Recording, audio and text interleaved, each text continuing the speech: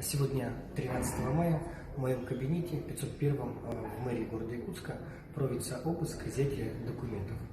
Этот обыск, согласно постановлению, которое мне показали, проводится в рамках уголовного дела в отношении компании «Виктория», в которой работает моя супруга. Уголовное дело было возбуждено в связи связанной с тем, что были доначислены налоги. Была проведена налоговая проверка, она длилась более 3 лет. И уголовное дело возбудили через месяц после 9 сентября, когда мы с Адамом Думиновым выиграли на выборах мэра города Якутска. Эти мероприятия в октябре месяце начали следственные действия проводиться. У нас провели обыски практически везде, где можно было. Изъятий никаких не произошло, начиная с нашей квартиры и заканчивая штабом, где у нас располагалась предвыборная кампания в Саха-экспоцентре.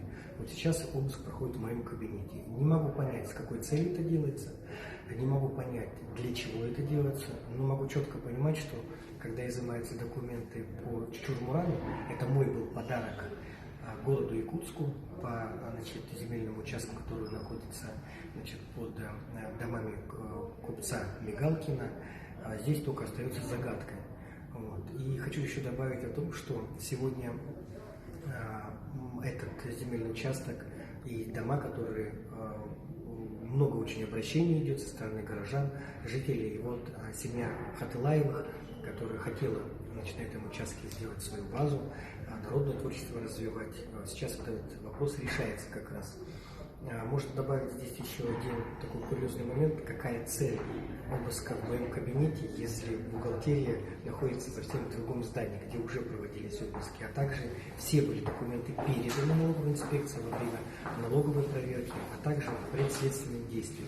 Кстати, хочу обратить внимание, что все документы были представлены и в судебные органы, поэтому сейчас изъятие вот этой папки с документами по Чучур-Мурану только, наверное, какая-то формальный повод для того, чтобы что-то там посмотреть или изучить.